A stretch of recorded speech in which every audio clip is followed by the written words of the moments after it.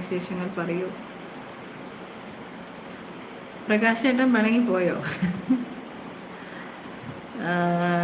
അതുപോലെ തന്നെ സുനു കൊച്ചെ, എൻ്റെ കാര്യം ഓർക്കണ്ട സുനു, ഞാൻ പോകുമ്പോൾ എല്ലാവരും അറിയും. പോ ചേട്ടാ അവിടുന്ന്. അങ്ങനെ പറയാതെ, അങ്ങനൊന്നും പറയരുത്, അങ്ങനൊന്നും പറയാതെ. ഇതൊന്നും നമ്മളല്ല ചിന്തിക്കുക, നമ്മളല്ല തീരുമാനിക്കുക, അത് ദൈവമാണ് തീരുമാനിക്കുന്നത്. എപ്പോഴാണ് ഒരാൾ ജനിക്കുന്നു, ഒരാൾ എപ്പോൾ പോകണം എന്നുള്ളത് തീരുമാനിക്കുന്ന ദൈവമാണ്.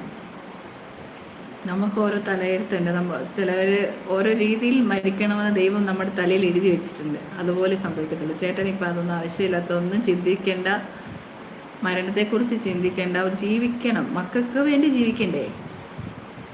അമ്മ മാത്രം പോരാ, അപ്പനും വേണം. അപ്പനോട് സ്നേഹമുള്ള മക്കളല്ലേ. അപ്പം തന്നെ അപ്പൻ മക്കളുടെ കാര്യങ്ങൾ ഓർക്കുക, അവർക്ക് വേണ്ടി ജീവിക്കുക.